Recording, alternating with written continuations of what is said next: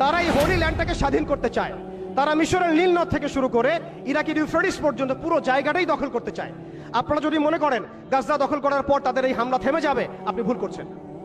তারা ততক্ষণ পর্যন্ত ক্ষান্ত হবে না যতক্ষণ পর্যন্ত তারা হোলি ল্যান্ডটা দখল না করছে। এবং শেষ জামানায় যে বৃহত্তর মালহামা বা মহাযুদ্ধের কথা বলা হয়েছে, সেই যুদ্ধ হবে ইরাকের ইউফ্রেটিস নদীর সোনার পাহাড়কে কেন্দ্র করে। আস্তে আস্তে সময় সেদিকে এগিয়ে যাচ্ছে। তাহলে তাদের উদ্দেশ্যটা কি? তাদের উদ্দেশ্য হচ্ছে হোলি ল্যান্ডটাকে দখল করে সেখান থেকে তারা দাজ্জালের শাসন কায়েম করতে চায় সারা বিশ্বে। কারা চায়? জায়নিস্টরা চায়। এই ডটসগুলো যদি আপনি মিলাতে না পারেন এবং শুধু বাইরের চোখ দিয়ে আপনি দেখেন, ভিতরের চোখটাকে অন্ধ রাখেন, আপনি এই ওয়ার্ল্ডের জিও পলিটিক্স বুঝতে পারবেন না। শুধুমাত্র বাহ্যিক স্টাডি দিয়ে, বাহ্যিক জিও পলিটিক্স পড়াশোনা করে, বাহ্যিক ইকোনমিক্স পড়াশোনা করে আপনি এই ওয়ার্ল্ডের প্রকৃত জিও পলিটিক্সকে মেলাতে পারবেন না।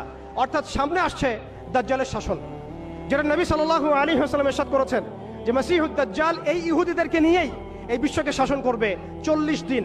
কতদিন?